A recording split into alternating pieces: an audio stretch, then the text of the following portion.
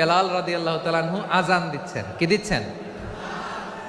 তো পাশে ছিল মুশরিকদের একটা পল্লী, কিছু মুশরিক তরুণ, কিছু অমুসলিম কিশোর, তারা আজানকে ব্যঙ্গ করতেছে।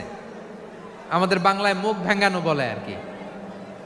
বেলাল রাদিয়াল্লাহু তাআলা আনহু আজান দিচ্ছেন, ওই বাচ্চাগুলো মুশরিক, তো ওরা আজানকে ব্যঙ্গ করতেছে, বিকৃতি করে ওরাও আজান দিচ্ছে। উদ্দেশ্য হচ্ছে আজানকে নিয়ে ঠাট্টা করা। উদ্দেশ্য কি? ঠাট্টা করা।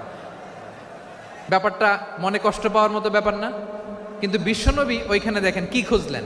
বিশ্বনবী খেয়াল করলেন অমুসলিম কিশোরদের মধ্য থেকে একটা কিশোরের গলাটা বড় দরাজ গলা, কণ্ঠটা বড় সুন্দর। খেয়াল করে দেখলেন যে কিছু কিশোর বেলালের আজানকে ব্যঙ্গ করে, বিকৃতি করে, কিন্তু একজনের কণ্ঠ দেখতে পাচ্ছেন না এত দূরে, কিন্তু কণ্ঠটা বড় সুন্দর, দরাজ গলা। বিশ্বনবী সাহাবীদেরকে বললেন, ধরো এগুলারে, ধরো। সবগুলারে ধরে বিশ্বনবীর সামনে